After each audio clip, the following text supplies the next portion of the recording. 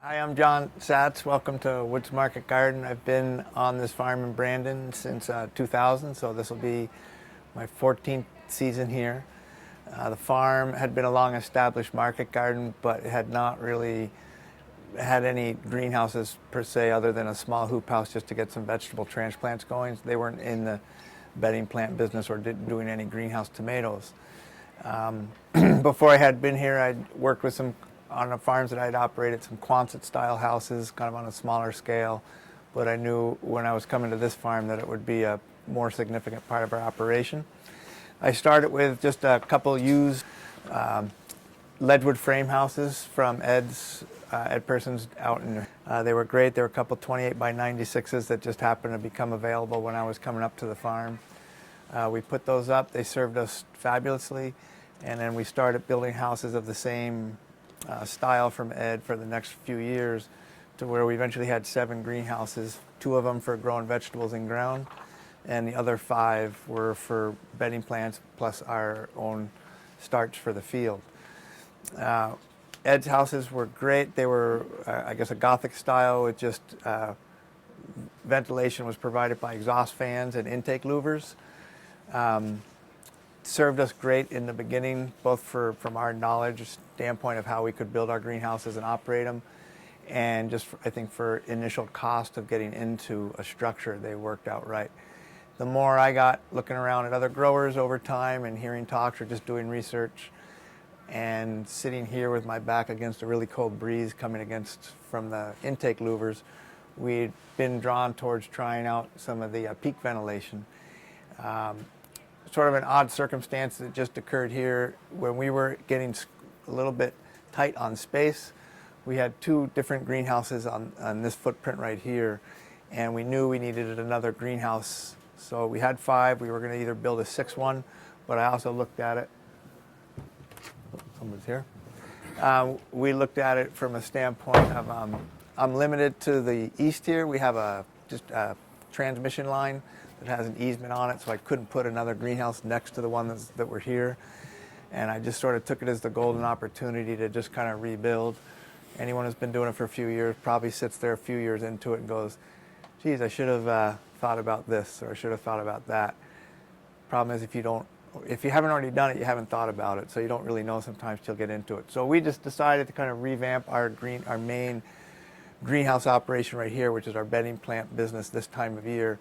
So we adapted this head house so it could connect these 2 main houses that we're in for a significant part of the season, especially the often ugly month of March and early April. And we also could not fit, because of those transmission lines, we couldn't fit a 3rd greenhouse because of the easement and the amount of feet we had to go we had to stay away from that line. So we decided to take the old 25-footers and we tore them down and built these wider harnois houses. One of the reasons we went to the harnois is the ledgewood frames didn't at that time go over 30 feet. We wanted to maximize what we had here for space. This is a 35 by 75. I think Oval Tech is the series that they say, or that they call this. It's got 5-foot frames with the oval bows. On the next house over, we chose to go as big as we could with a freestanding house, and so that's a 40 by 96. Again, the length limitation is more due to the topography of our land. And I know Ed from Ledgewood Frames often talks about that. He's like, look at what you want to build, but also look at your land. And sometimes it's a lot easier to work with your land rather than against it. This was basically tailing off enough that this 75 feet was all we could really get here without doing some major changes on our landscape. And the 96s just worked out where the land was a little flatter. So we put up these 2 houses with the peak ventilation. And glad to say I would never look back. It's been fantastic from an energy use standpoint. We use a fraction of the energy cooling these houses. It's not as much of a stress on us to try and get our roll-ups working. And I should back up and say all of our houses do have manual roll-up sides. You get into end of March, early April, when you've got some really warm days and you're kind of, it's 60 degrees out and you hate sitting there running your fans and louvers because it's 80 or 90 degrees in your greenhouse. We don't have to mess around with our roll-ups as much because that vent just cracks up, and it's only using energy when that motor's moving. So you can be fully vented and you're not using any energy. It's a simple 220 motor. The controls cost some money. The hardware for the vents definitely cost some money.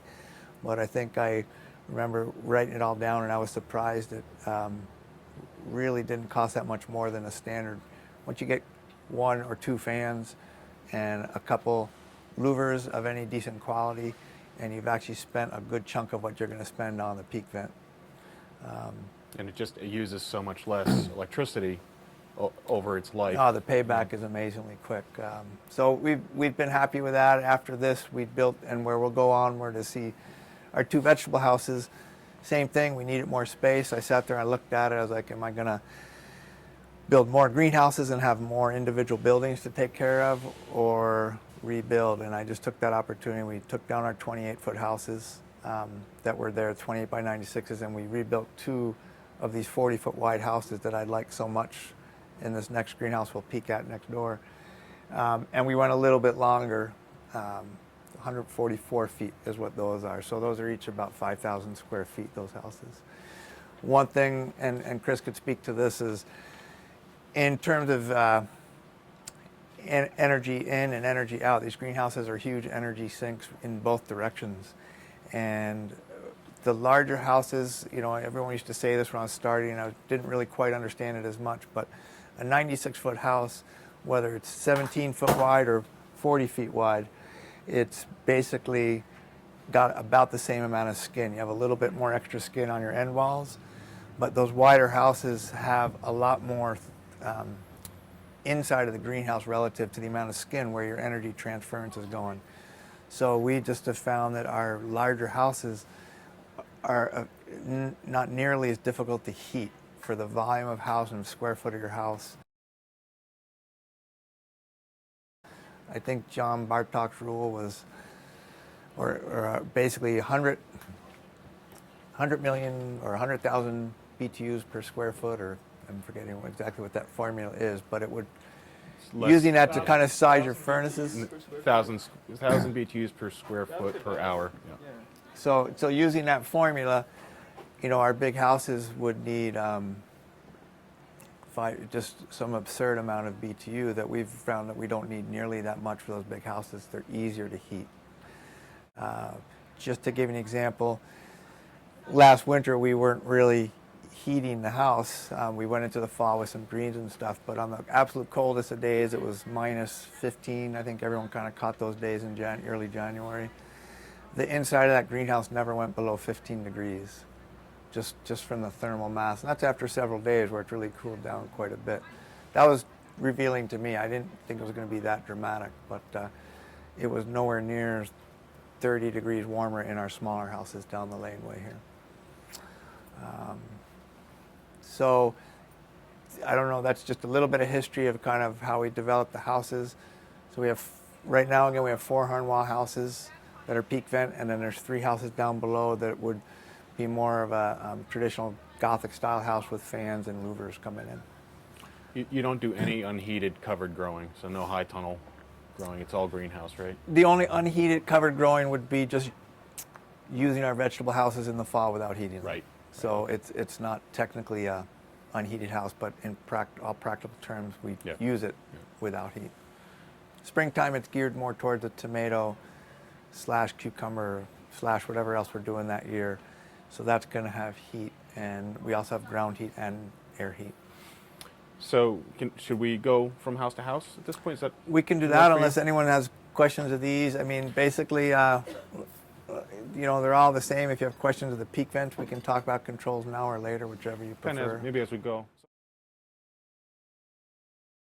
House, you're doing all bench heat with hot water from a hot water heater, Tagaji, right? Yeah, just another kind of place we moved in the last couple of years is greenhouse. If we're running, say, 64, 65 at night at the warmest. This is more of a germinating house than some of our early grafting. This is going to run a little warmer than some of our other houses, but daytimes running, I think we vent 75 to 80, somewhere in there. We found that we were doing more and more germination. We had a little germination chamber up on the end wall. It worked out decently. but we're germinating so many different things. We raise over 450 annuals and another couple hundred perennials, and so our trays often would be mixed in terms of the seeds in there. So in the chamber, we tried as best as we could to keep them consistent in the tray, but you'd get some rows coming up because of either the fresher seed or just a variety that germinates quicker. And you don't want to keep it in that chamber. The light's not good, things will get stretchy, so we're bringing them out onto the benches, and then it's cooler, and the stuff that's not up yet is not going to germinate as well. And we just found that happening more and more. I'd like what I've seen a couple other growers with bench heat, so we basically just it's really our bump up. We can't really heat the entire house with relying just on bench heat because we get into some hanging baskets and we need the air at a certain decent temperature to get good flower development and vegetative growth. So we have 4 benches on each side, and they're valved. Basically, it's pretty standard. There's just a manifold the length of those tables, and you can just turn on and off any of the tables at any one time. And it's trying to think of the name, a Delta tube, Delta T. I Delta think is what T. you have. There, 2 other brands that I know of. True Leaf Technologies is one. I believe it's either ABS or PVC, the material. But actually, yeah, it's I have similar some to of the Apex material tubing. right here. True Leaf is another one, and then I think Biotherm is another, and they're all very similar. So, just questions, anybody? Do you ever get leaks on those little manifolds out there? Here, Dennis, that's just the tube. No, actually, once you get it set up, it's been amazingly leak-proof. I mean, we tweak it, and the easiest way to know if you're getting a leak other than looking is we have a little pressure gauge up here next to the boiler, and I think we run it at 12. We don't leave a constant fill on there. So I know, like in your house, you have a constant fill. We're not that good a plumber, so if we left a constant fill, something would happen that we wouldn't want to happen. So we just sort of manually, we're in here enough, we see if it's dropped below 8 or 10, we know there's a small leak somewhere. Okay. Last year we decided that, well, we had just a old bulky water heater here, and we ended up having another space, we needed it for another use, so I thought this, Radiant Roots, that's the other brand I think that does it, kind of an interesting bench heat system. It's more of an enclosed mat system, which is actually pretty intriguing that we liked, but except for one design flaw, I did not like the way the tables worked with our setup. But they really push these instant hot water heaters. So we just ended up doing that. We were just in a kind of a plumbing drive last year, so we just went with it, put it in, and it's actually working pretty well. They really were not much for the money, I thought. And that's a modulating heater, right? So that can turn down, the firing rate can Yeah, turn that down can do anything. So when we only run in one table, we're not running 200,000 BTU. It only goes up to what it needs to get to the temperature you're asking for it to do, and that's all controlled. There's a little control box that I think was probably $50, and it would. It's easier to control your input and output or your desired set point, but it also gives you an option for us, which we like as we were trying to troubleshoot the system, that gives us a flow through the system, so you can just scroll through and the water flow rate. Right? It's going in at 106 or returning at 106 basically, and going out at 122, and we're getting about a little under 2 gallons. See, it went down. Went down. You're getting a little under 2 gallons per minute through the system. If you ever look into the water heaters, be careful when you're speccing them out. They have a little, I call it a quirk for my use, but it's design, is they have a minimum flow threshold. So if there's not enough flow going through it, they won't run. So if you have just one little area that you're heating, sometimes it might not take off. The better ones have a lower flow capability. And I remember there was a cheaper one we almost bought, or maybe even ordered, and an hour later I realized I shouldn't, and they were good enough to switch. And this one goes down, I think, to 1/10 of a gallon per minute, which a lot of the cheaper ones won't go that low. And there's not a ton of flow unless you get a bigger pump. So if you just got a little pump, you don't really get a ton of flow through there. So the heater may require more flow than the mats. So it's just something to keep in mind as you're integrating the system. Griffin has been okay helping design those. There's a Bud at Griffin has been okay. Sometimes I think we're small fish to them, and so he's helpful, but he also just a little nonchalant sometimes. So I found the people at Delta T were phenomenal and were absolutely glad to drop everything and design a system for us. Kind of after the fact, but they helped us troubleshoot some I stuff. found that with a lot of different products. The actual people make yeah, the them. reseller, Yeah. they're carrying a lot of different lines, Right. so it never hurts to try to go a layer deeper and go directly to the manufacturer. Yeah. For yeah, that technical they really support. enjoyed it. You know, they said, "Oh, I can do this real quick," and Yeah. just helped us troubleshoot some things. Great. Do you have hard water here, John? Extremely. Yeah. So are you dealing with that before? Are you treating it before you? I haven't, and actually we've been thinking about it more this year because we're putting more water through it, but it's a closed system. Yeah. If I moved to where I was drawing hot water off, we'd like to make it to where we can draw a little heat off that to temper our water coming out the hose end in here because of this is a lot of seedlings. If I go to an open system, I'd have to use an indirect fired system of some sort to accommodate that. We're somewhere in the mid 200s with alkalinity, and it's right up there. Anytime I'd get a rip, what would happen is one house would get kind of iced, or both houses would get iced, then it clears up and the wind blows and these little ice sheets fly over to the next house, and we kept getting year after year these just slits. It wasn't a big deal once I learned that you could just put on my union suit, take off all my belts and tools, and go up there with this pair of socks, and I could climb all over even the regular plastic and patch, and we'd be okay. But there were these purlins in the regular houses that are every so many feet. You could get your feet and do a little ballet move and hold yourself up. The Harnois houses, I didn't realize till the first day we got a little rip in the houses. They're a curved purlin system, which helps shed snow and also prevent condensation drip because of the weight. We have to look inside, but what it does with the plastic. And there's no way, both with that size and span or with that curved purlin, I couldn't really shimmy up there nearly as well. We don't have a boom lift. So we found ourselves that plastic ripping became a bigger issue in terms of repairing. And I just got tired of repairing bigger and more houses. We did move, and we'll look when we go outside, because I don't think nope, there's nothing inside here, but we moved for the outer layer to a much heavier duty plastic that is, instead of your regular 6 mil plastic, it is actually 2 4 mil sheets with you'll see when we go out, it's almost like a mesh in between. And so anything can puncture a hole in these, but it'll never run. It's like anyone with a Gore-Tex ripstop nylon-y jacket. It's the same thing. So you might get a hole, but it never becomes those gashes. And it's tough. It's incredible. So we are open to a lot of wind here, plus that rain, and we used to have issues, and we just haven't had those issues since we've moved to that plastic. It does cost about 30 or 40% more, but we figure we're going to run at 30 or 40% runner or longer of a life. John, where does that reinforced plastic come from? Do you get that? We've actually found a different one. The first sheets we were buying were, they're out of Texas, but we bought them through Ellis at Greenhouse Supply. Yeah. And I've got some of that actually just next door. And then we just were curious about what else was out there, because that did cost 21 or 2 cents a square foot. You know, it's a good chunk of money and it's only the outside layer, which is nice. And it's rated for 5 or 6 years, so we figure we'll go 7 or 8 years, because we're not growing in December and January and February. So I think we can use a little bit of lower light transmission that they say some of these plastics. None of our plastics ever really degrade that much. They just, supposedly Vern has said they do lose that light transmission, but we found our longer years use has not diminished our yields to any noticeable degree. It'd be neat to have a light meter to see, you know, how different is it.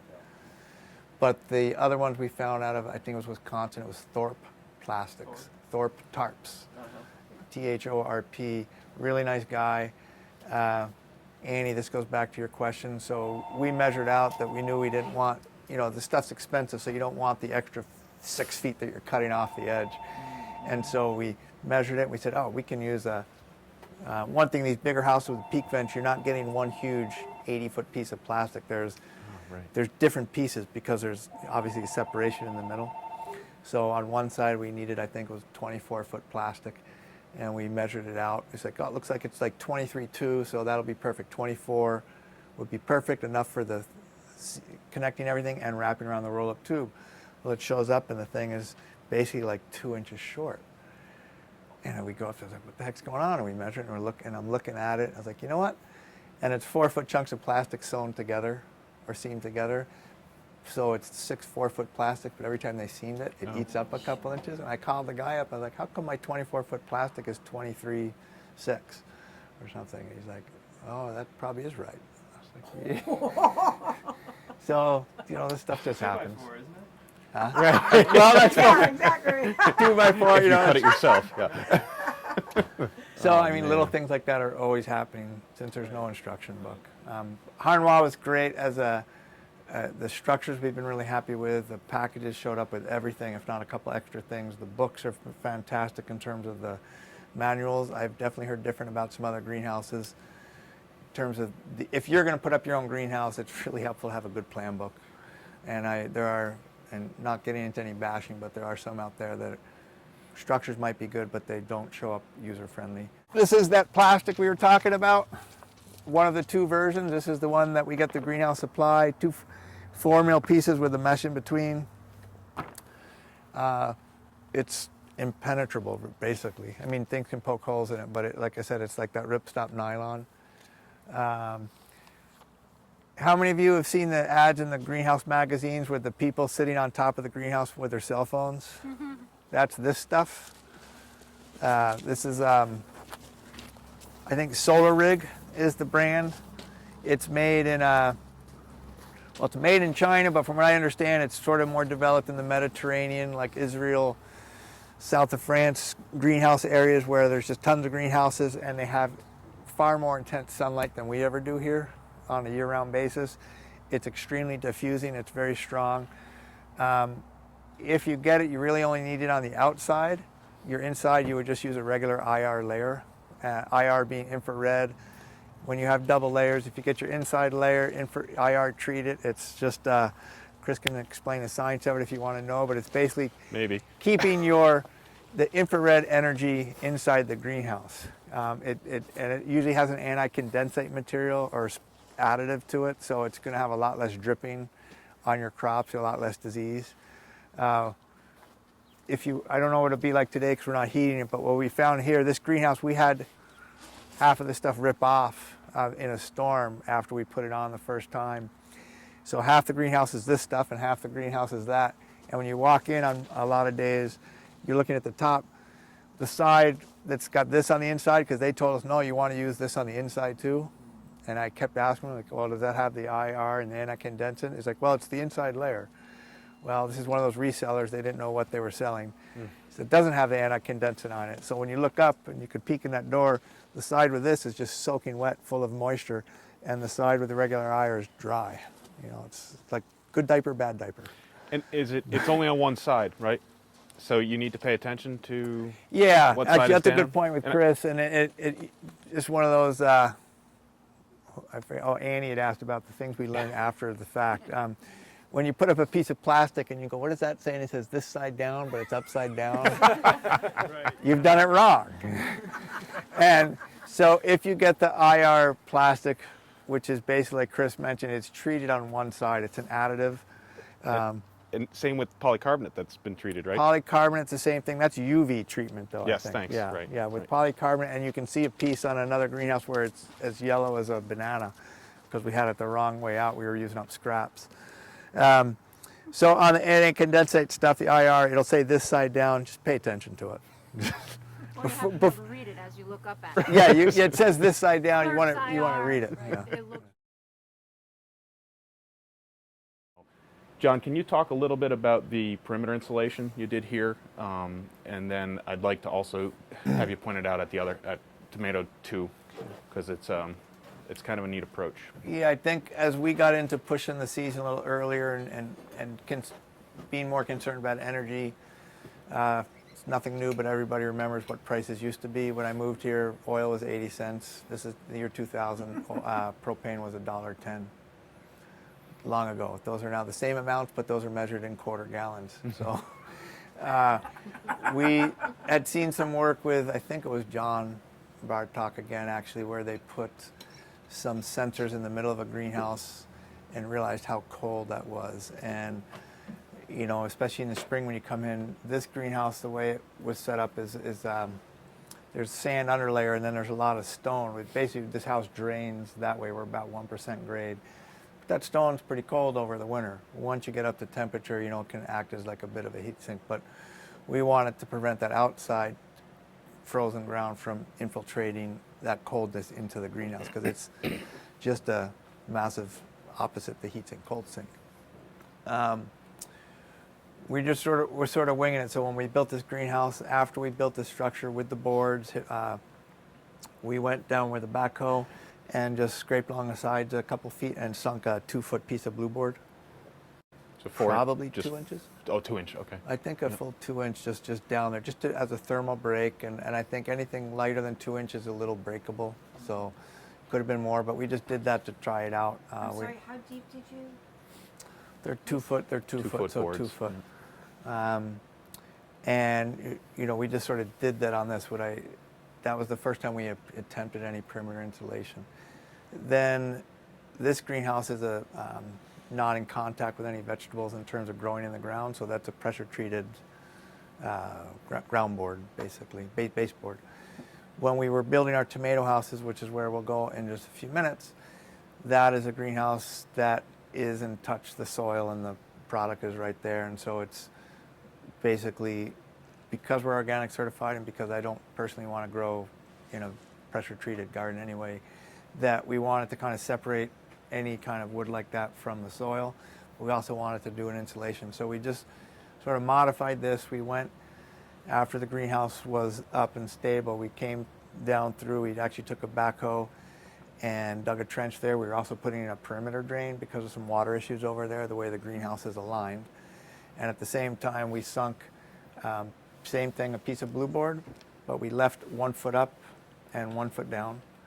And then we took, we went to just it's not really difficult to find, just somebody, a metal person in the area, and they just bent some flashing for us and made a cap that basically just slipped over the foam. So on the above ground component, it was protected from whatever, weed whackers or just wear, ants, feet, you know. So you can buy this product from Dow. You can buy a metal sheathed insulated board. You'll see it at Walker Farm on the main #1 seedling house. Okay. And he actually had that stuff in it. I did look into it a little bit, and it was like $150 for a 2x8 sheet. You know, it's just a very expensive. The blue board, you're talking 10, 11 bucks. The flashing was like, I think, $7 or $8 per piece. And you can see that. Yeah, the snow's not there, so we'll be able to see that. So that came up about a foot out of the ground. Because well, you'll see when we're over there. So that comes out over the ground, and then the wood, which then I put 2x4s above that, and that's right down on that metal. And that wood so that wood's up, and that's where we're attaching all the hardware that helps hold our plastic. So you'll see. So it's really a combination of perimeter insulation and a little bit of knee wall. Yeah, the blue board and the metal doesn't have enough wherewithal that I can bolt things to it, because it's just blue board with a flashing, so it's protected and it works. It's really not providing any strength. It's just containing the soil from going in or out, and and the insulation. The wood up above, we have these things where we have to connect that help hold and maintain our roll-up sides, and you'll kind of see that over there. So. That seems to be a happy medium. I might go a little deeper. I might get longer blue board depending on what you're doing for digging. You could go thicker. We still need to tape that seam between the wood and the metal. We tried, I think, like a sill seal, like that little foam stuff, but there's a little bit too much variation. So I think one time we just went and we just had to take like an aluminum foil tape or something and just fasten it down there just to prevent that air infiltration, or just plastic and staple. So I think those are the 2 versions of that we have right now. Great. Although I say on the end walls, you can see that polycarbonate, and that also on either an end wall, and I have seen it done on a side wall, you can just sink that in the ground. So that's twin wall polycarbonate. Actually, DeWitt and Doug, years ago when they were first doing it, they were using that other material called coroplast, which is this. This is originally comes in 4x8 sheets, and it's still a twin wall, so there's still a thermal break in it, and it's certainly cheaper than polycarbonate. but it's a little weaker. And they had done that on their baseboard like we did our blue Okay. board with the metal sheath. I remember seeing that on their houses. Interesting. That was years ago before they went to the big ones. Okay. Do you have a polycarbonate house? A full house, no, but all of our end walls on the new houses are. And so you can take that, and when you're ordering a house, like the way they have it set up, they're set to go down maybe 6 inches. And then they have a rubber seal that they have as part of their house that goes down a little further. But you can say, I want to go down a foot, I want to go down 2 feet. Or you can just buy polycarbonate and maybe do a, same thing with the blue board. If you want to mess with the blue board, just go down a couple feet and up a foot and just buy that. You have to build a framework for it. But as you see with the roll-up sides, for us, we still needed a place where the strings could come down and attach to. So I still needed a baseboard. I still needed some structure there. Hey, John, is there any stability issues with doing that excavation to put your board down as far as your ground posts? We were talking about that earlier. I think, yes, there potentially is. These houses were really strong, and I was amazed once they were up. I didn't have to, they were right there. There was no tension going out. But yes, with a snow load or a wind load, your tension's going to be kind of pushing that out a little bit. We were going anyway because we were doing a drain over there. But there's a part of me that would love to know a better way to do it. I remember at one of the VVBGA meetings that somebody was showing how they did it on the inside, Right. and put the blue board on the inside, which would work great. And if you have a good enough small backhoe that you can not ruin your frame while you dig that trench, or hand dig if you're not that large, or in good sandy soil, that would work fine. I think for us it was just the practicality, and I think I trusted. I didn't like violating that the virgin soil there where it wasn't going to push out. So I was a little worried, but as we did it, then we packed stone in there and then soil, and I figured it's going to settle, and we haven't had an issue. Now, what are the anchors on these, though? Because those are different. They're not just a straight ground post, right? Yeah, the anchors on these horn walls on the bigger houses, you can actually either do it in cement if you want. For some, for someone they recommend that. For these, we have, it's got to be 3 or maybe even 3 feet in the ground, 1 foot up. And there's 2 holes punched in it, and there's good long 4-foot pieces of a steel rod that go in an X pattern. So they're pretty well anchored this way. But when you're cutting that soil away to put that blue board in, there's a little bit of that. So yeah, that's potential. Is anybody using a post pounder for ground posts? Is everybody using a sledgehammer? Doug and DeWitt did those. I've had folks just on the bigger greenhouses, they just slam them in. You just want a good protection on the top, depending on how your arch goes in. So you're using a sledgehammer for everything? No, the bigger houses actually we have a post hole digger. I always did a sledgehammer. We have those bolts. There are doorways all over the place. I mean, I love Ed's bolts. That's why we bought the houses, to get those big bolts. And we don't even put the greenhouses up. We just We just want the bolts. we have a bolt fixation, so whatever. Good to know. Thanks for sharing, John. But all the 40-foot houses, and I think this 35, they don't even give you no bolts, and Canadians don't give you bolts. So, but we just bought it. We bought a post hole digger, and because they really want that set really dead on. When you're drilling them, when you're slamming them in with a sledgehammer, you can get pretty good, but it's hard to get that really vertical. In these houses, the rectangular, and I actually found it quite easy. Of course, with a post hole digger, holes there is done. We have our batter boards and our strings all lined up. You get it where you want it. You fill the soil in while someone's holding it, and then we just tap those metal rods in, and it's dead on every time. Boy, it seems like that would move a little bit, wouldn't it? I mean, just backfilling with the native soil, there's no concrete or anything. Right, but we put a little stone on the bottom, and someone's holding up top, and you've got your strings. You can fill that, tamp it, and you're going to be right there. Yes, you can be a ½ inch away or an inch away, and then move it back. But you've got, when I'm sledgehammering down, it's really hard to go dead plumb. Yeah, You know, and so what you're doing with these is you're putting them plumb, and we're sitting there with a level, so we get the base where we want it to the string. We hold that while we fill it back in. The bottom is always going to be where it needs to be, and then you bring your thing back to the string, and you've got a plumb ground post. And what size auger are you using for that? This, I think 6-inch, Yep. just a smaller one. I mean, you'll. I don't think I have an extra ground post. This is an extra Ovaltech post. These were a lot less tall. The 40-foot houses were this tall, and it's you'll see it's 2 by 4 and a heavier gauge. And then the rod's going through. So yeah, your excuse me, your soil. Actually, this one the soil goes right to here, and then your cap comes over, your arch comes over, and then these holes you can see. This one goes to this one, and it's a steel rod would come like that, and it goes down in the ground deeper than this, and then the other way as well. So that's your lateral movement, and it locks it. It's going to keep it from going that way because it's tied into the ground. Does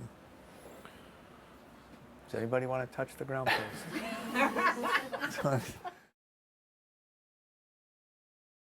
That first greenhouse, because that's the one we're in March when it's 100% pretty much cold. We're not rolling up the sides at all. We just take a 4-foot piece of that bubble wrap inside the greenhouse between the arch and the plastic, and it runs the length of the greenhouse, and we inflate the side. So there's the inflation, which is great, but if you get snow, that inflation disappears in a heartbeat, and it's amazing how much equal temperature that double foil bubble wrap. Our 65 to 70 degree greenhouse is 65 to 70 right up to the edge wall. Before we did that, we always had an amazingly decreased rate of growth towards the end of your benches, towards the outsides. So if you're utilizing, and that speaks to that whole perimeter insulation concept, but that's just in either bedding plant or a ground heat, or where you're growing vegetables in the ground, either one, it would make a big difference. So next Wednesday. onward to here. Jax is at 1 o'clock. These are the power lines I talked about. It's just a limitation we have here on our farm. We can't get within 50 feet of these. So basically there's 50 feet to the corner of the greenhouse, corner of the head house, corner of that head house. Everything's exactly 50 feet. It goes through on an angle through our farm, so it's been a pain to use the space efficiently.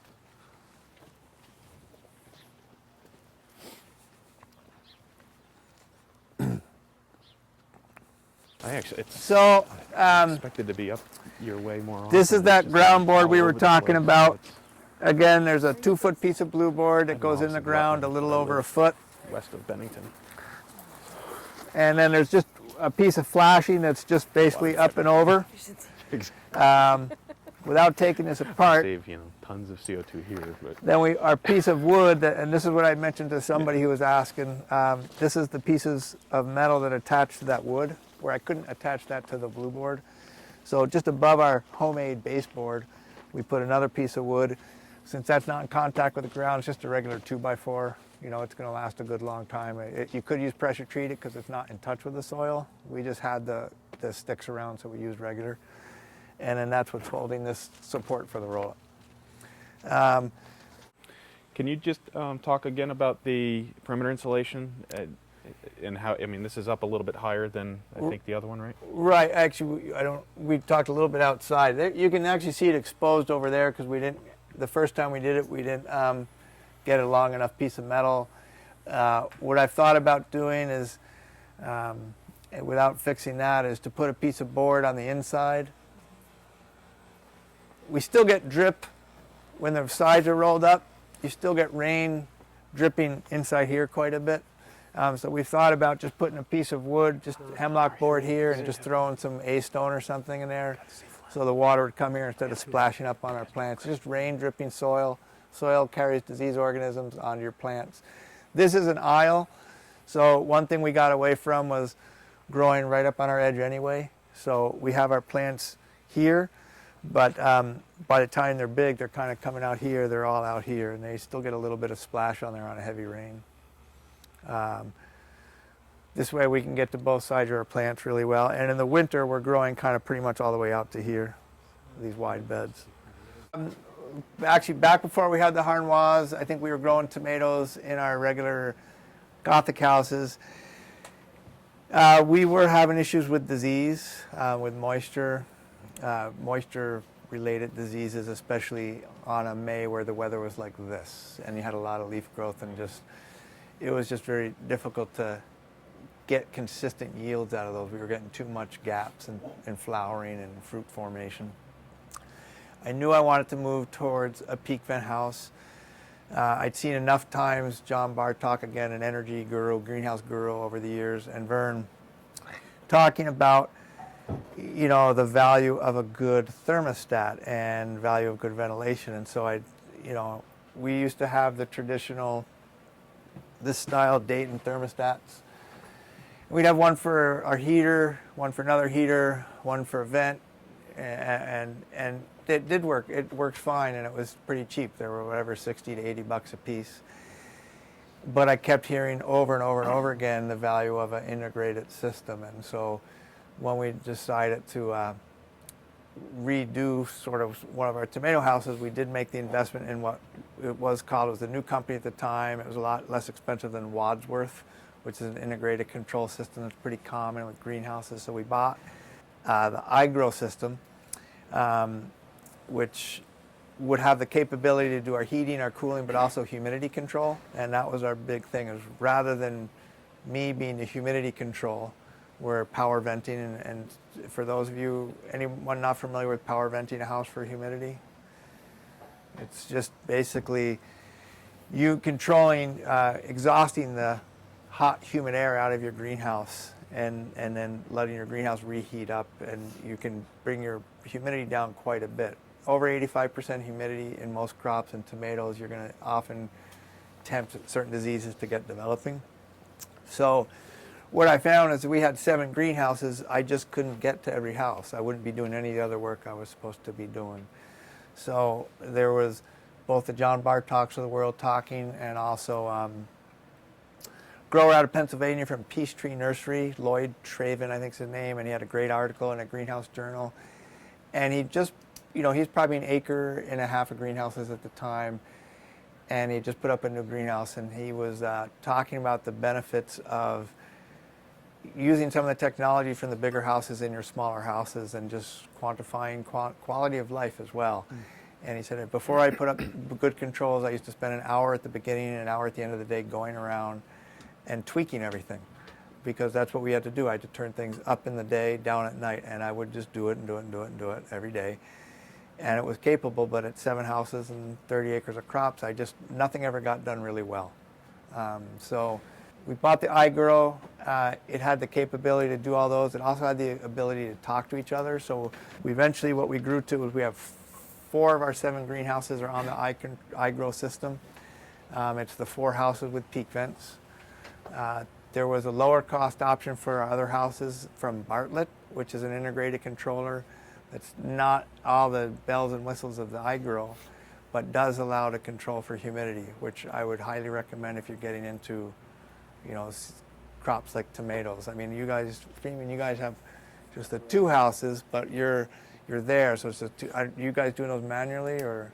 Yeah, I mean, and I think when it was only a couple houses, it was a lot of work, but it's a couple houses, but I found I was screwing up too much.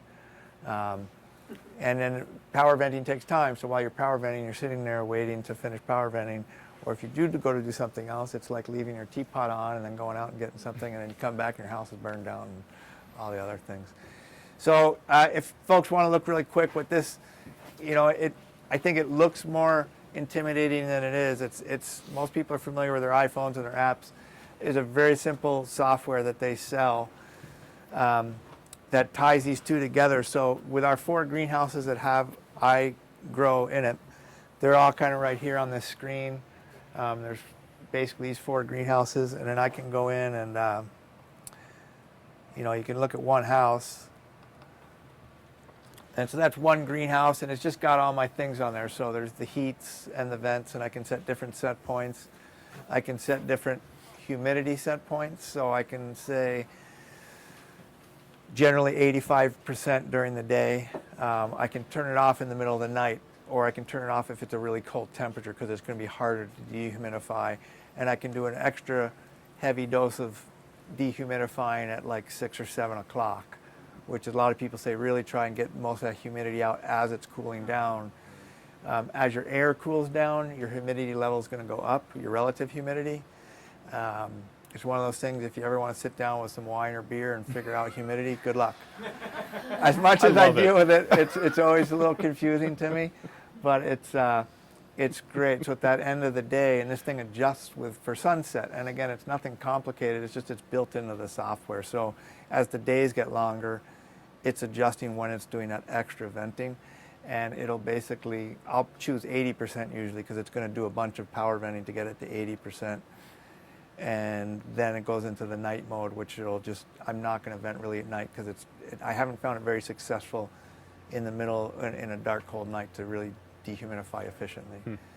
But we have a fraction of the diseases that we used to have, both from the taller house and just from the better controls.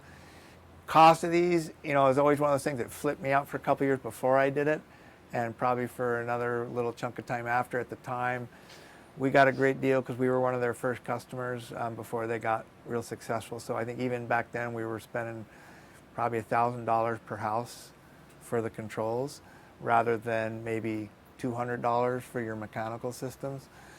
And I was just like, no way I can do that, no way I can do that. And I finally just sat down and did the math. I was like, okay, $800 difference. What does that really mean?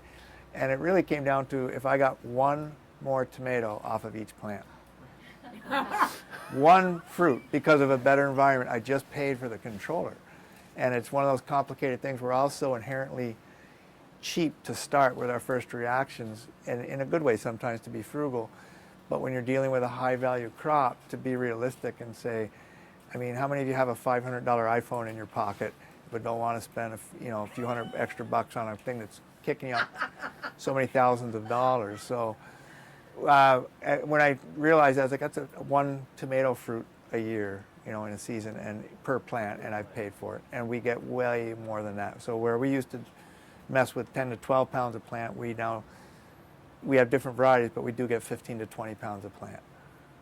And they stay strong, and we actually tear them down. We'd have more, but the markets disappear in late August, so we just sort of get rid of them and go on to winter crops.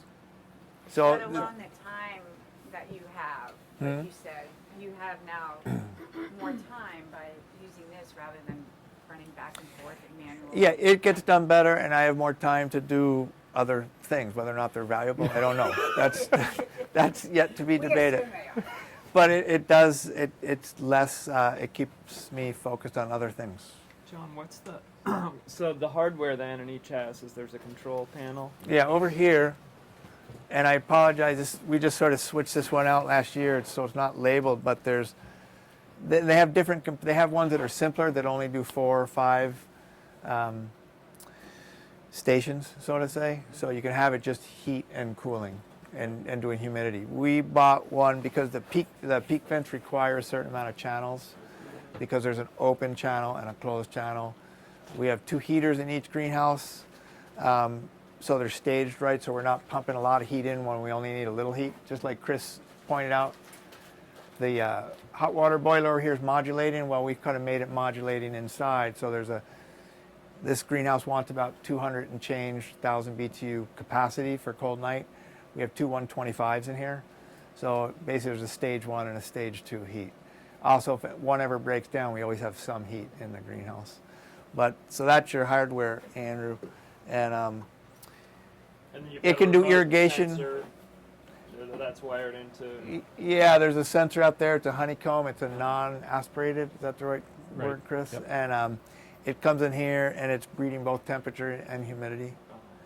And then it would be the same with the Wadsworth. There's one begins with a P, not Prius, but there's another controller that's in the Griffin catalogs. It's the red one, and it's actually pretty simple wiring. They're little computers, but they're pretty straightforward.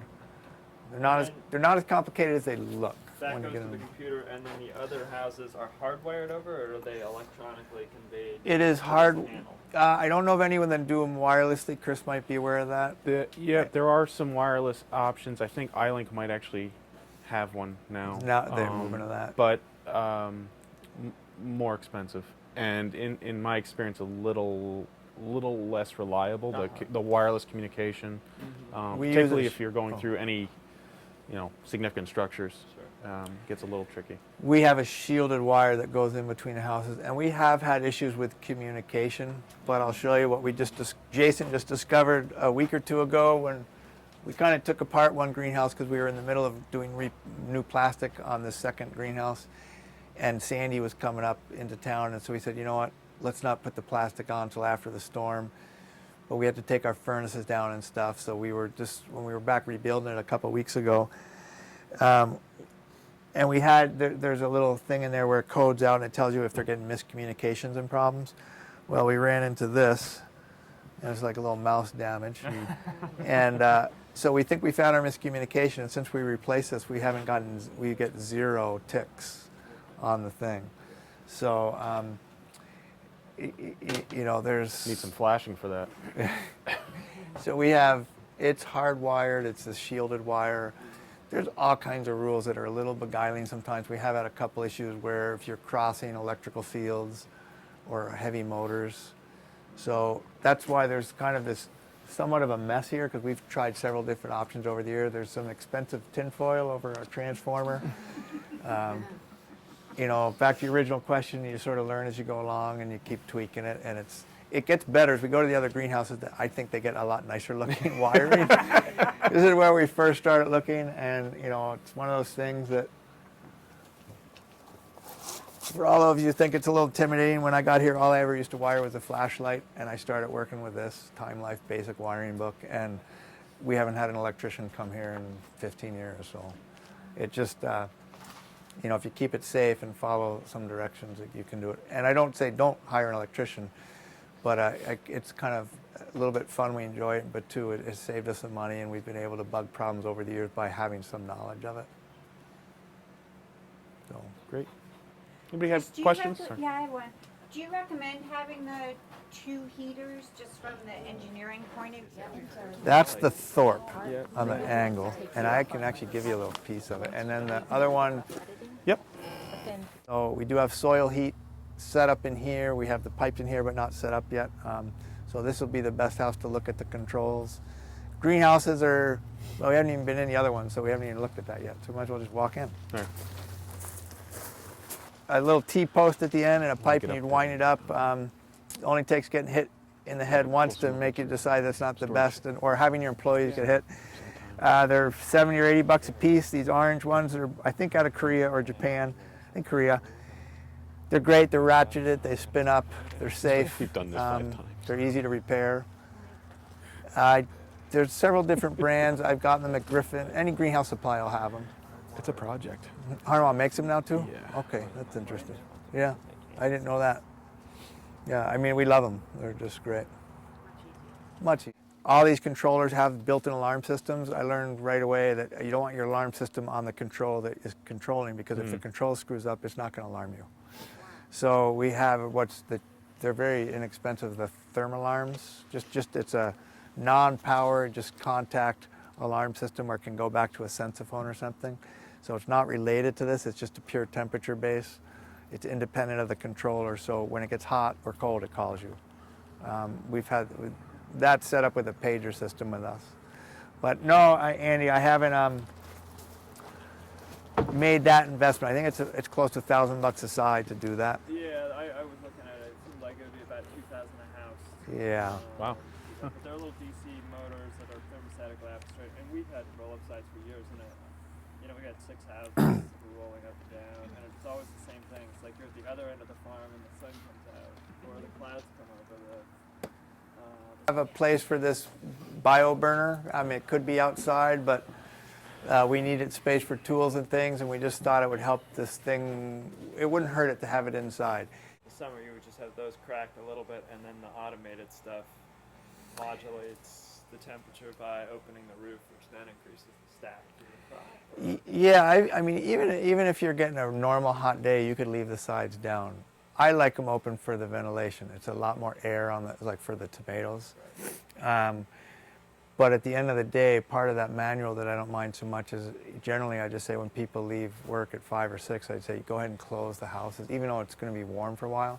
That'll take care of most of the heat. It does provide enough. There's enough infiltration just from the crack in nature. I don't think it's infiltration, just natural convection. Okay. I think that's the idea, is that the hot air is going to rise. Technically, they do say it gets more difficult the wider house you get. I know you can get a double butterfly up there, so that 2 vents come up. Harnois, unfortunately, doesn't design it where you can do that with 1 motor. There are other greenhouses where 1 motor is turning both vents. I guess I've seen that. But yeah, you can feel it if you have that open and then you go roll up the side. It's amazing how much that sucks in there. But even with just the ridge open, you'll get some makeup coming in on the bottom of it. Yeah, I see what you mean. Yeah, there's enough coming in from up there. Yeah, because there's really not any other significant leaks on this house. I think when you take those wood boards off and those sides, yes, you're going to get a certain amount of air up under that roll-up, even though not a steady flow, but seepage. And that's, when you're venting, when you're humidity venting with these, it does take a little longer than with a fan and louver. With a fan and louver, it takes 2-3 minutes to do an air exchange with your cubic feet, just that. So my Bartlett houses, they do a humidity exchange. It goes boom, boom, and it's cold in there. So whoa, you're burping it out for a longer amount of time, and it might be like a 15-20 minute cycle. So that I set up in that thing. You can put in iGrow how long you want to make your cycle for. And everything, that having plants on the edge, a tomato crop, drop some paper there, you're going to get disease issues on the edge. Yeah. For the people who arrived late, this all 4 of the tours will be made into an online course. So talking about HAFs, so you have 6 HAFs in here? 4. I think the standard we always would recommend was 4 of these, either Acme's, these are Schaefer's. Schaefer, yeah. They're very low energy input, I think 1/10 of an amp or something like that. And but I know you've had questions about HAFs and their. Yep. So the one thing I just want people to notice is or take a look at the HAFs in here, and then in Tomato 1, John's got a slightly newer style of HAF called a Priva Uni, and it's a shrouded fan. So these are basically caged all around, and the shroud enables the fan to have much longer throw of the air. So for a bigger house, you have 2, right? Yeah, and actually I stole those. The idea I saw at Jack's Geranium House, and it was someone from Griffin tipped them off. It's 102. That's 4 times the size of this house, or three times the size of this house total, and it's just 2 fans. So they weren't twice as expensive as these, but they're great. It's less wiring, and they're louder, which is fine in the tomato house. I wouldn't like them as much in this house where I am, or we are also working and communicating a lot. Or a display house, you wouldn't want them, but you'll see they can get going pretty nice. And have you seen any issues with too high a velocity at plant level, or is it? No, they're set up. They're more for just really heat circulation and a little bit of air, so they're up high. They're not on the fans. Right. I think they can be variable speed controlled. Okay. I don't remember. We have not set up variable speed controls. I know a lot of ones do. I haven't taken the time to do that. And the other thing I've noticed on those is fans. Whenever you're looking at fans, and it's sometimes difficult to get this information in a catalog. So you may have to call the vendor, but look for CFM per watt. It's a measure of fan efficiency. You can look it up online. University of Illinois has a database of all the testing they've done on agricultural ventilation fans. Ideally, something above 12 or 15 is sort of where you should aim. And the Priva Unis are, I can't remember offhand, but it's close to 30% more efficient in terms of airflow you ended per up looking watt. it up, So recurring energy use with those would be much lower. They were hard to get at the time. I think I had to dig into Griffin. Yeah, and it goes back and forth. Sometimes they are available, sometimes they aren't. They I'm not make them, sure. it's just they're much more common in the greenhouse industry in Canada, which is Yeah. way more advanced than down. I shouldn't more advanced, but more progressive on a So, common level. should we mosey, see some other houses? Yeah, did anyone have any more questions just with this before we walk around? Oh, oh, No? Are you Right. tied into a generator, John? Sorry? Are you tied into a generator? What I have the capacity is, and I'm on 4 different meters on the farm because of the layout. I have a transfer switch right out here, so I can, our generator right now is just a tractor mount. It's like a 15,000 watt, and I can power all the greenhouses, but it's separate from my farm stand. So summertime when I need the power down at my farm stand for compressors, my water pump is up here, so I can put a little 5,000 watt heater. We just made the plug transfer, and I can power at least my water pump. So, yeah, I wouldn't. It's been used many times. We have more problems in the summer here than the winter or spring. So this way. Okay. So, and it's done really well, and it's a very equal temperature in this greenhouse. That moves a lot more air than the HF. Yeah, and I think what Chris pointed out is, and I had never really gone that far, is to look at the efficiency, the cubic feet per watt. So not just the cubic feet per minute, but the cubic foot per power input, and it had a roughly 30% more efficient. At least, yeah. And they are a fairly low energy use, but still 30% is 30%. We did, as part of a grant with the USDA, a CIG grant, conservation grant, we got some help looking into biomass, quote unquote, plant heating 2 greenhouses. So we, after many years looking alone and with folks like Chris trying to find a decent system that was a little bit affordable, a little bit functional, and actually had some longevity. So many of the businesses came in and out of favor over the few years we were looking. It was hard to kind of have confidence that one would be there. A lot of the makes that were being offered were from Europe. I had some questions about not the reliability of the machine as much as reliability of parts and service. So we did end up settling on a unit that came out of Kentucky called the BioBurner. There are some other neat ones out there. This one is a 500,000 BTU with the concept that 250,000 BTUs would stay in one house and 250,000 would come over here.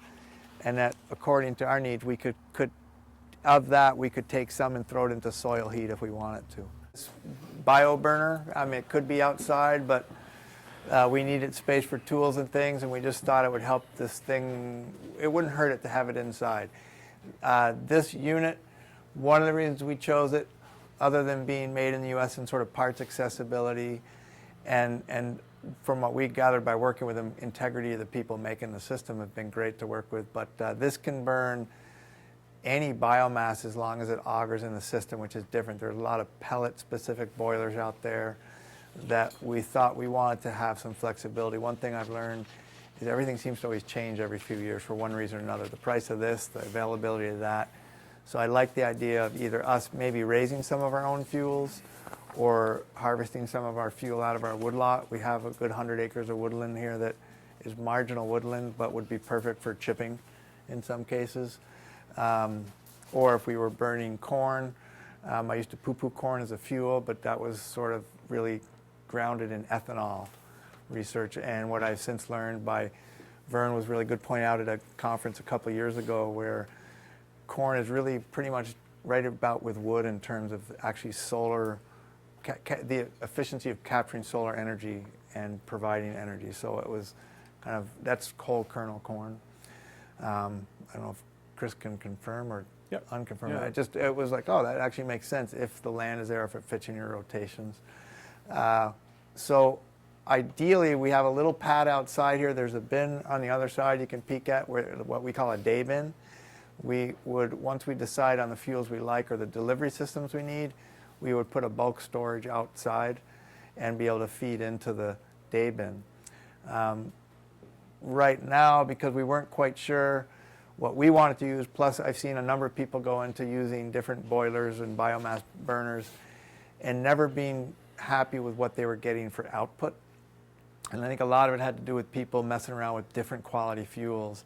And so I just said, let's just burn a known quantity for a couple of years and really get to know the boiler. So we just said it's not that bad. We can get a good price on bedding wood pellets of what's called bedding quality, and it's because it's higher moisture than their specs allow to put it out as a wood pellet for heat.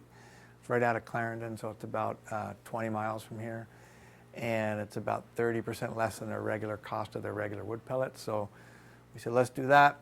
We'll burn wood pellets for a year. They're very stable. We know what BTUs are putting out. We'll know how this should run on a good day.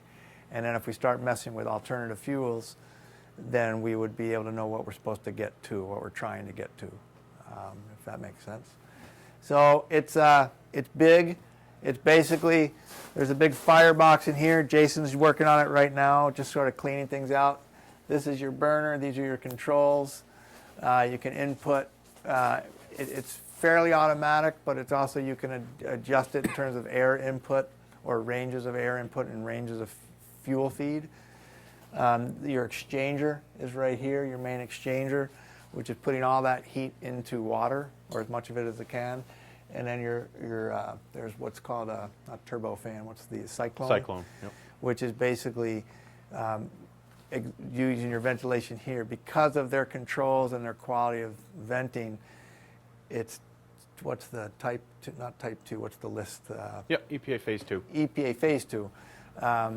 This thing you can, if you have it at full smoke guard, one of their settings, it's basically as clean as a furnace for biomass as you're going to get.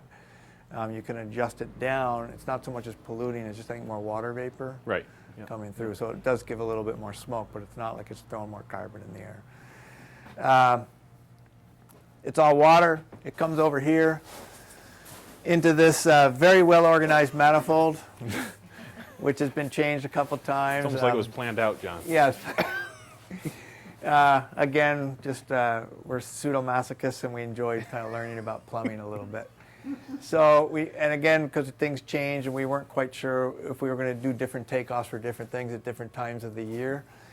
So it's basically running a good chunk of heat to a little air exchanger, which is up inside the greenhouse. So our primary heat in this greenhouse, because it's tomatoes and needs 60s, mid-60s and upward heat to have successful fruit formation. There's a tube off of that air exchanger, so it's sort of evenly distributed through the greenhouse, meaning that air is pushed over the exchanger. It pushes hot air down through that tube, and then the tube's got little holes punched in it. So it's basically like a little bit of an evenly placed air, warm air going into the greenhouse.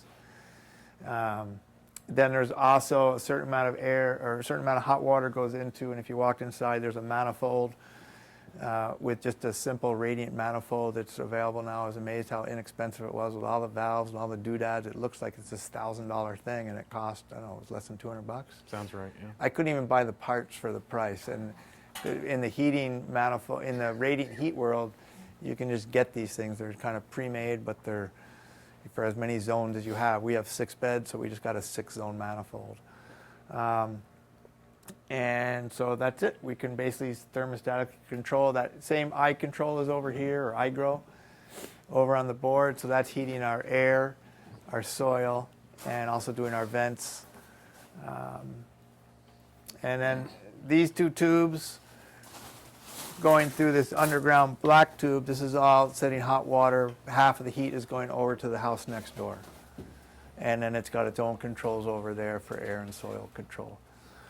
So last year was the only year we've used this so far. We certainly had a bunch of hiccups on the way, kind of getting things going. The company's made some changes to the boiler. I think by the end of the year, it was pretty much just humming along really well. We went through, Chris has got the notes here, we used about 13 tons of wood pellet. And I think when I was, even back when we were looking at doing something here, we were looking at a larger boiler, and then that company went out of business. So at the time, we were thinking we were going to use a larger boiler for 100% of the heat. What we settled on with this 500,000, it's going to give us most of our heat most of the time. I left my oil furnace in here as my second stage. It's just like no-brainer. If this thing screws up, I still got a pretty good heater. So what we went, I sort of went through what we used to use. And in millions of BTU, we use, with these houses would normally somewhere between 350 and 400,000 BTUs, million BTUs in a growing season. And pretty much what we ended up doing is, well, the 20 ton is now 13 tons, so that's your 13 tons of pellets for the whole season. We displaced a little over 200 million BTU and about 1,500 gallons of oil, which we didn't use. And there's some other little fun statistics. 35,000 pounds of CO2 we avoided, and another... The mileage. So I always, whenever I yeah. report CO2 avoidance, I always convert it to miles of car travel. So just last year, It's amazing. 13 tons of pellets instead of number 2 fuel avoided the equivalent of 130,000 miles of car travel. So That's it kind makes of a big difference. yeah. If you look at Vermont-wide greenhouse growing on an annual basis, the CO2 emissions are equivalent to about 6.2 million car miles. So we've got some work we can do, but it's always nice to have that. It's a more tangible number. Yeah, and like Chris is saying, we still, those first 2 greenhouses we were at, because they're higher temperature houses, they're, in, the bedding plants, they're on March, they're earlier. There's another close to 300 million BTUs over there that I'd like to switch over at some rate to a biomass. This unit's been great. It has a certain expense to it that I don't know how I would have made it work without a grant. One thing we've all been talking about over the years, because we are what we are, we're not running this thing in December and January and February. And even most of March, we're not running it in here because we've tended to keep our plants a little bit later. These things are quote unquote, the idea of return on investment, it's really not paying back unless you're using it. So the fact that we don't use this during the majority of what would be the heating season, it stretches your return on investment to inordinate amounts of time. There are other units out there that, even though there might be half the price, they're good enough units to use, but even they are a stretch if you're not using it. Right. Talking to Rick last night, and I didn't get into this with you, who is a heat expert and a biomass expert and sort of helped us with this unit. I was giving him the feedback of how one of the difficult things, that feedback I've got from other growers and our own, is it would be difficult to do this again on another house or at someone else's house with that known that it's, without using it, it's hard to pay it back. And what he is seeing, and I don't know how we would be able to do it, but some turkey broiler houses that he works with, they set their boiler up on a mobile wagon. So they run these boiler houses in the winter, and then these guys also grow tobacco, and then they run this thing over and run their drying tobacco sheds in the fall. That's pretty cool, And I said I love that, but the problem is, almost anything that would want heating would overlap with this in March. So I don't know where I could take this, other than J.C. Penney at Christmas time, to where they need the heat in the winter, but not in March. Sweet potato growers. Sweet potato. Sweet potatoes Yeah. in September. Yeah. It's like all 3 acres in Vermont. All right, maybe onions. 2 of them are Justin's. And he's already got his facility. Yeah. So it's we love working it. We're going to continue working with it, but it's I don't know if it's a grain of salt. It's just sort of I hope it becomes more functional. We are working with a mill that's just down the road from us. Some friends have a great mill. They do a different quality of chips, and so we're working with them to see what would be feasible with burning a wood chip. We could harvest and make chips here on our farm. We're pellets already slashes almost in half in terms of our cost to oil. A little bit, it's probably 40% less. Wood chips would cut that again in half, so then you're looking at 25 to 33% of our cost. Yeah, so our oil, which used to be our primary heat, that's our second stage heating, backup heating, if you could say. The older propane below it was our backup heater. We just haven't taken the time to take it down. I don't even think we get it till it's running, but it's there if we need it. If something happened and the wood thing was down for a while, we would get this old propane thing running again. And we have propane in the house. Back to what Chris was saying, the auto refire on that boiler, it's actually a propane burner that fires the firebox. that gets it to a temperature so it doesn't start metering in the biomass until the firebox is to temperature, and that's why a lot of the reason why you're getting a really clean burn. It's not ever at that low temperature fire. And it has the ability to just run on propane. If the wood is down, we can just run it on that 400,000 BTU. It's 400, really? Yeah. Yeah. Because it's a 500 unit, it needs to fire that box up. Okay. Yep. Very well received unit, but it doesn't have auto refire. So I would sway away. We'd love to buy that boiler. It's got a much better price point, but I would only want to use it if it was January, February, March. Right. You know, that thing could get on and just run. Right. Because it'll burn like a 5-gallon pail of wood chips over a day waiting to run again, but it's going to eventually go out, and then you'd have to relight it. So there's a good summary of all these adventurous growers who tried this back in 2009, 2010 on Vern's Veg and Berry Association website. 2 years of experience then, and I'll be updating this shortly with past year's information. But that was one of the main things that probably the top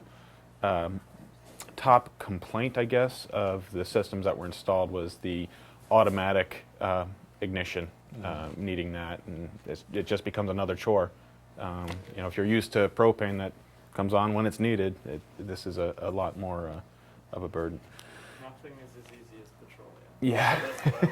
It's amazing that, you know, turning a switch, I can come in any year and just turn on a switch. Jason's here digging out, cleaning this out, getting it ready to go, and it was maintained all last year. So yeah, it's... Yeah. So John, the other thing that I think is worth pointing out is this is making hot water, not hot air like the furnace, and it seems like that's been beneficial. You're able to get hot air from the hot water coil. Yeah, it's fine. What we're doing now, we're doing this spring is we're going to wrap our pipes better so we're not heating this room. And you know, because we were changing things as we were learning what we needed, where we need to go, we didn't bother with it too much last year. So we lost a certain amount of efficiency in this room. It's really comfortable in here. But there was no need to grow. We weren't growing any plants in here. So, you know, we're doing that also with our bench heat system. Just like any house heat, you know, we'd want to wrap a lot of these. But yeah, we bought, boy, wasn't it didn't we get our exchangers from Central Boiler? Didn't Paul get those? I think you for us? did, yeah. So you can get all different versions. You can see up here, I can talk about them, but there is I think 180,000 BTU exchanger in each house. The hot water goes in, and then we actually bought our own fans, I feel like, and then had some exchanger in each house. The hot water goes in, and then we actually bought our own fans, I feel like, and then had someone build a manifold for the pipe. I can't remember where they sent us the fans. Paul bought the whole system. Well, it's been at least a year, so I've forgotten. Sorry. In here, You bought separate fans? Good thing you're around. so basically it's just straightforward. One of the red pipes is hot water going in, one of the red pipes is hot water return. Goes into you can see the copper Collars to attach the air pipes tube. and stuff up on the side of this thing above these boards. And when it gets to a certain temperature point, that little control tells the fan in the back to go on, and it blows air over those. And then it's blowing that hot air through that tube that goes through the length of the greenhouse. And that's the different HAF. That's a preview. Yeah, I was going to turn this on. I can just turn it on. You can just see that. Jason will get it. You hear the noise. And watch it just move.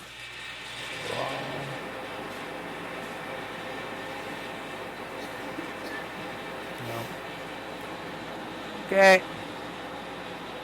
What's that? Down the good. Enough? Yeah. And I mean, I kept saying, you really only need one in each, and the guy's like, oh yeah, you could have one of those in a house 50% bigger. So, and it's done really well, and it's a very equal temperature in this greenhouse. That moves a lot more air than the HF. Yeah, and I think what Chris pointed out is, and I had never really gone that far, is to look at the efficiency, the cubic feet per watt.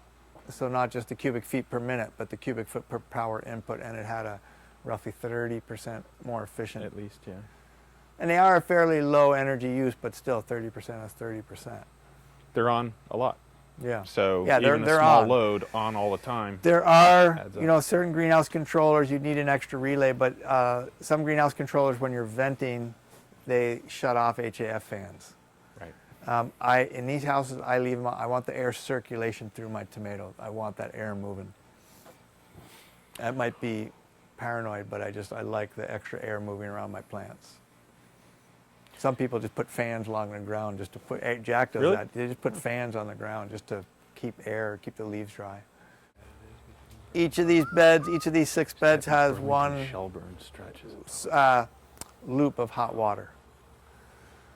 If we were doing Here when you get here. more winter greens, there's some people, I think it's Seth Jacobs is the person that comes to mind down in New York, and he is more primarily focused on growing winter greens steady through the winter months. He uses probably 3 times as much pipe as we did in here, smaller diameter, but a lot more pipe because he wants a continuous, consistent yield of his greens. And he actually, I think he goes the other direction too, left to right, I think is what someone mentioned. Does he? But for us, again, Heating to about 50 degrees for soil. soil. Yeah, yeah. And 35 or something for the house. Yeah, for the winter stuff. How deep are your lines I here? think Jason and I figure it's about 12 to 18. You know, I've had it shallower, and we've found it with rototillers, and it's funny. We don't even use it so much on our second tomato house. We just need it in March. A couple sunny days in this big house, this thing just heats up, and then you know, that will help. That ground heat will bump us up a little bit. We ran it in the fall a little bit when we were doing greens, trying to see if we could get a second cut quicker in the fall. It was more of a marketing issue than anything else because we couldn't sell enough of it early to cut it early enough to even get the second cut because the markets were plugged up in September and October. So by the time we cut, it was mid-November. You're not going to get a lot of regrowth no matter how warm your soil is in December.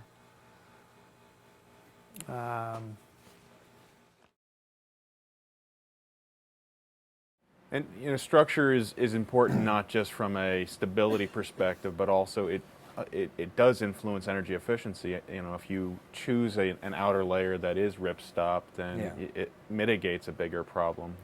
Little gaps in the envelope, tears in the plastic, add up because they're always there. You know, if you have a furnace that's, you know, slightly detuned and isn't running at its optimal efficiency, that's only a problem when it's running. A rip or a gap in the envelope is always there, and so it's always affecting the efficiency of the house. And it is very noticeable when structure has been made a priority and maintenance and repair is high on the list at a grower's facility. You can feel it right away the minute you walk in the house. You can see it, and it shows in the energy bills as well. What I would not recommend doing is what I did in the other houses, which there was nice shiplap wood down at our lumber yard, and I just picked up a bunch of shiplap, and it looked great for the first year. There's, you know, everyone's like, "Oh, nice ends of houses," and I'm like, "Ah, yeah." Patted myself on the back, and of course, a couple years later, it's a lot of air just cruising through the end of that greenhouse. You know, and then what Chris mentioned, if you're using polycarbonate, you can see the very yellowed polycarbonate. When we got those in 4-foot sheets and we used it on some house, you peel off the layer that says, you know, this needs to go outside. Well, as you peel that off and then you have these scraps, which you want to use, you don't know which side was the outside. So keep a Sharpie with you and just write down which one's the outside. So the very yellow ones are the ones that were basically, they are 10 years old, but you can see right next to one is yellow because it was flipped over and the UV is on the inside now, and the one next to it is the right side out. Not a major thing, probably more aesthetic than anything, but still it adds up. Yeah. Inside, they're really the same thing. These are all Ledgewood frame houses. They have 4 HAF fans, furnace on either side, except this middle one is a cold frame house, so there's just one furnace in there, just to keep it from freezing. Chris might have something to say about intake vents. I know you've done some research. Yeah, these look pretty good, but one thing to... Want me to open it up? Sure, if you don't mind. I think I can. I'm not sure. Are they on motors? Yeah. So, John was just talking about having some air gaps in the structure itself. Oftentimes it happens along the edges here, wherever you have a penetration for furnace exhaust is another place to take a look at. All those gaps will add up, and they're doing their work all the time. So it's important to pay attention to those things and seal them up real well. Louvers are another area where there are a lot of different louvers available. Oftentimes there's not a lot of price difference, but there are some pretty significant manufacturing differences. And one of the things to look for is how well they're sealing at each blade against each other, and also what they seal against in the frame itself. Some louvers don't have anything that those blades go back against, and so that's an air leak source as well. So the other thing to bear in mind is what's opening and closing the louvers, and how well and how tightly do they close, and making sure that that's adjusted beginning of each season. There is adjustment on those motors, or if you have again, there's a wax-based opener, a passive opener that you can get for these as well, and just making sure it's set up properly for what you're looking to achieve. I find there's more leakage on the ones that are on the outside to the fans. Okay. They seem to be bigger, sloppier, and they're also robbing you energy if they're not opening freely. When your fan is trying to blow out, you're wasting some of that energy just trying to keep that louver open. So that other cam thing, remember that one style where the cam opens it up? The URM, the one URM, Andy yeah. Knafel has, yep. Yeah. So, and actually it's a good reminder. This spring I'm planning to do a little side-by-side study of a really well-sealed, tightly closing set of louvers right next to a house. They're essentially identical houses. We're doing just the louvers, just upgrading the louvers to see what the benefit is. So we can look at it and pencil it out theoretically, but we're actually going to instrument the house and measure it through the growing season. Back to end walls, that one had an issue with wind one day, so there's a cracked panel, but that polycarbonate is great. It's just airtight, there's great closures. It's really pleasant working environment. Just make sure all the screws are in, which is why we had a little Oh, is that what happened? Yeah, high winds, and it wasn't sealed all the way up, and it folded over. It actually got sucked out. These are north-south. In the winter months, in the low solar months, there is no doubt how much more solar radiation gain you have on an east-west house. So in the winter, this is going to be heating up a lot more than those houses. So I don't know which houses you're... I run north-south, but That's a huge difference, yeah. because your greenhouse won't heat up as much during the day. Right. That's So the only time I grow. yeah, so I mean that's the thing is like I can come out on a sunny, really cold day in those houses and it'll be 50, it'll be nice but not toasty, and I'll walk over here and it's 70 degrees. No, just the orient. Those are north-south. These are east-west. So your sun's down at that level, and when it's just, what's the word, albedo? It's the sun's reflecting off of whatever structure or your clouds. It's your atmosphere. It's just the angle of incidence coming in here. That's what you want to be doing. So yeah, I guess you could say it is rough. Nothing's as long as these over there, but. And we hooked up with the folks at All Earth Renewables up, I think, in Colchester. And they manufacture solar trackers, which are, as you can see, they're individual panels or units of panels that can kind of rotate and follow the sun pretty much to gain most efficiency. The kicker for us was the PPA, the power purchase agreement, where we have zero money down into the system. It's all taken care of, all put up by the people who own the system. And over the next 6 years, we'll get effectively a 5 or 6%, maybe a little bit more depending on the year, discount on what would be our normal electric bill. And then we would have the opportunity to buy this system back after 6, 10, or 15 years at our choice. And that would be at a greatly depreciated rate. So what now is probably close to a $300,000 system, that would probably cost us more in the range of $100,000. That's also right now got enough kilowatt, that's basically a 60 kilowatt system.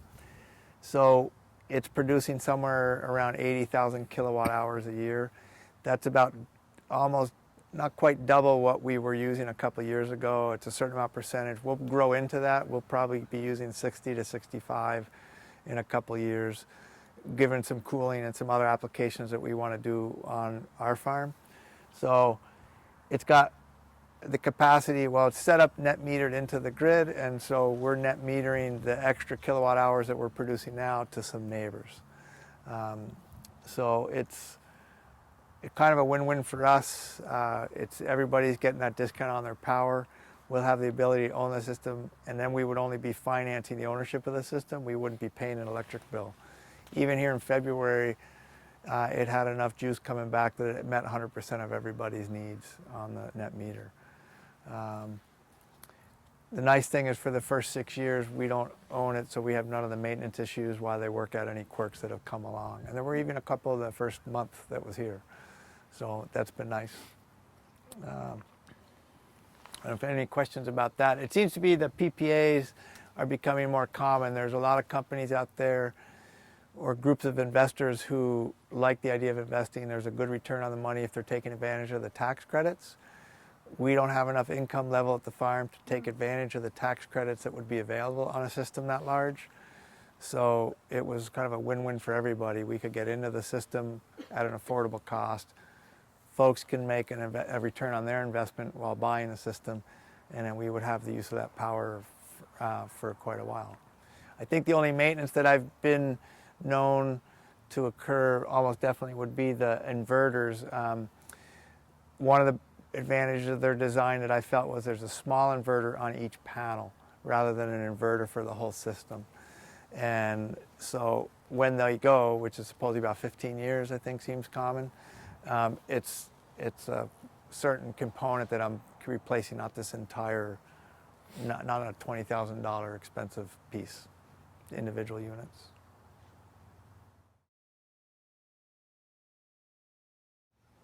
I think I heard it from someone else, from Jack years ago.